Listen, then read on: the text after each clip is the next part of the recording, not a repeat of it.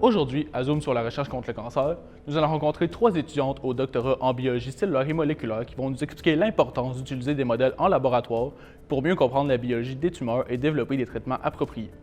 Certains cancers, comme par exemple le cancer du col de l'utérus et le cancer de la tête et du cou, ont une cause bien particulière, un virus. En effet, le virus du papillome humain ou VPH est impliqué dans le développement de ces cancers.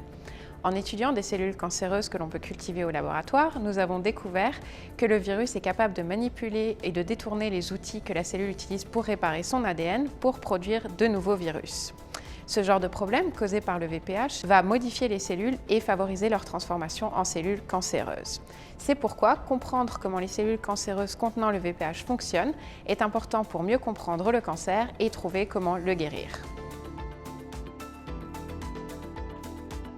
Les tissus qui recouvrent la surface de notre corps, comme la peau, et les tissus qui forment les cavités de nos organes, comme les intestins, sont appelés des tissus épithéliaux. Les cellules qui forment ces tissus sont organisées d'une façon bien précise les unes par rapport aux autres. Cette organisation est capitale pour le bon fonctionnement de notre corps. Un dérèglement dans l'organisation des tissus, ça peut mener à des maladies comme le cancer.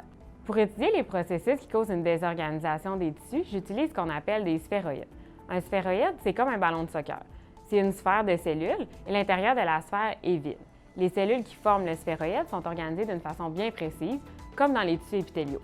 Lorsqu'on modifie certains gènes qui sont importants pour le bon fonctionnement des cellules, comme par exemple ce qui se passe dans les cellules cancéreuses, les cellules deviennent incapables de s'organiser et de former des sphéroïdes.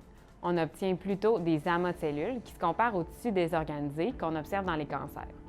Utiliser les sphéroïdes pour étudier le rôle des gènes qui sont importants pour l'organisation des tissus, ça permet donc de mieux comprendre comment une cellule saine peut devenir une cellule cancéreuse et comment on peut prévenir la progression d'une tumeur.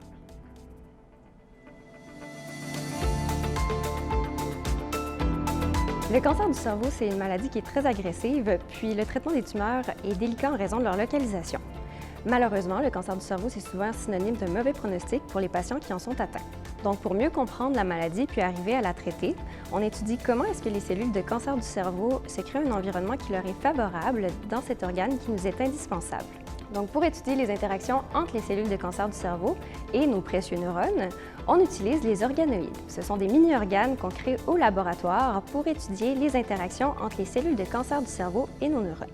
C'est en se penchant sur ces aspects du cancer du cerveau qu'on va être en mesure de mieux comprendre la maladie et ainsi développer de nouvelles thérapies.